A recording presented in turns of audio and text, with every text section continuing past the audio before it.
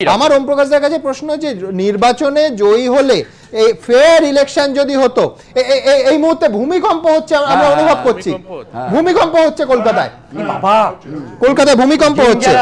একেবারে সমস্ত ক্যামেরা দুলছে আমাদের টেবিল দুলছে লক্ষ্য করুন এই রাম একেবারে পরিষ্কার এই গ্লাসের জলটা বাইরে বেরিয়ে যাও এই দেখুন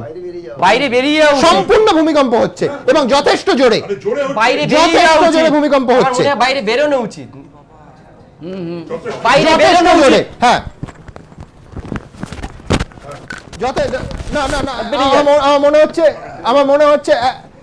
একেবারে একটু ভূমিকম্পের প্রবণতাটা কমলো আপনারা আসন গ্রহণ করুন প্লিজ আমার মনে হচ্ছে থেমেছে থামেনি না থামেনি তার কারণে আলোগুলো আমি বলছি থামেনি দেখা যাক আমরা একটু সময় নিই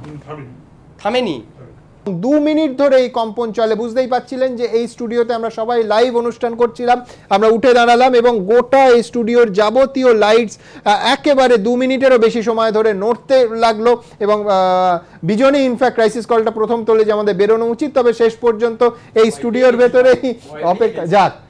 ভীষণ ভয় পেয়ে গেছে হ্যাঁ নির্বাচনের ছবি দেখে বিজন ভয় পায়নি কিন্তু ভূমিকম্পে বিজন ভয় পেয়েছে বলে নিজেই স্বীকার করছে বিজন এত অত্যন্ত সিরিয়াস ঘটনা কোনো সন্দেহ নেই কিন্তু মানে যা ভোট তোমরা করছো গণতন্ত্র শুধু কাঁপিয়েছো তা নয় একেবারে পৃথিবী কাঁপিয়ে দিয়েছো